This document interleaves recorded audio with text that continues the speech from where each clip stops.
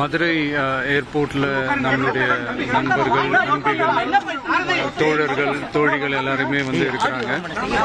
முதல்ல அவங்க எல்லாருக்குமே என்னுடைய மதுரை மக்கள் எல்லாருக்குமே என்னுடைய வணக்கம். உங்களுடைய அன்புக்கு வந்து கோடான கோடி நன்றிகள். நான் இன்னைக்கு போறது வந்து ஜனநாயகன் படத்தினுடைய வேலைக்காக போறேன். கொடைக்கானல் ஒரு ஷூட்காக போறேன். கூடிய சீக்கிரமே உங்கள் மதுரை மண்ணுக்கு நம்ம கட்சி சார்பாக வேறு ஒரு சந்தர்ப்பத்தில் உங்கள் எல்லாரையும் மீட் பண்ணி நான் பேசுகிறேன். பட் இன்றைக்கி ஒரு 1 ஹவரில் நாங்கள் லேண்ட் ஆகி நாங்கள் எல்லாருமே பார்த்துட்டு நான் வந்து என் வேலையை பார்க்க நான் போயிடுறேன். நீங்களும் சேஃபாக அவங்கவுங்க வீட்டுக்கு போயிடுங்க. யாரும் என்னுடைய வேனுக்கு பின்னாடியோ காருக்கு பின்னாடியோ யாருமே வந்து ஃபாலோ பண்ணுறதோ, இந்த பைக்கில் ஃபாஸ்ட்டாக வர்றதோ, பைக் மேலே நின்றுக்கிட்டு பைக் ஓட்டுறது, ஹெல்மெட் இல்லாமல் இந்த மாதிரிலாம் வராதிங்க. ஏன்னா அந்த காட்சியெல்லாம் பார்க்குறதுக்கே மனசுக்கு வந்து ரொம்ப பதட்டமாக இருக்குது.